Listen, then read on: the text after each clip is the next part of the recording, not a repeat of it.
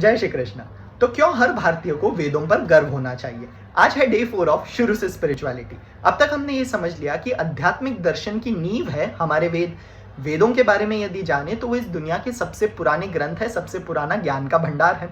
अब मजेदार किस्सा ये बताता हूँ कि जब सबसे पहले थॉमस अल्वा एडिसन ने फोनोग्राफ का आविष्कार किया, या सरल भाषा में ऑडियो रिकॉर्डर, तो वो एक इंग्लिश बैरिस्टर मोल्टन जी के यहाँ पे लाया गया था। वहां पे कई विद्वानों में जर्मन विद्वान मैक्स म्यूलर ने सबसे पहली उस पर रिकॉर्डिंग की। और जब वो ऑडियो रिकॉर्डिंग चलाई गई तो वाक्य था, अग्निमीळे पुरोहितम देवस्य यज्ञमृतविजम होतारम रत्नधातम।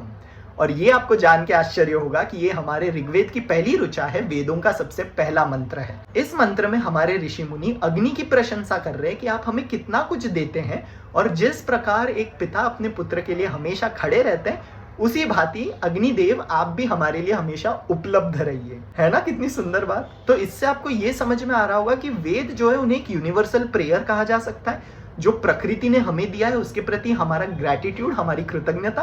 और इसलिए जब संसार में मानवीय सभ्यता भी आई नहीं थी, तब हमारे भारत देश में हमारे ऋषि मुनि वेदों के इस स्तर के ज्ञान को प्रकाशित कर रहे थे, और इसीलिए हमें इनके प्रति गर्व रखना चाहिए। कोई रॉकेट साइंस तो नहीं है ज्यादा। तो वेदों के बारे में और टेक्निकलिटी में जानेंगे कल। जय श्री कृष्ण। शेयर करना, फॉलो करना मत भूलिएगा।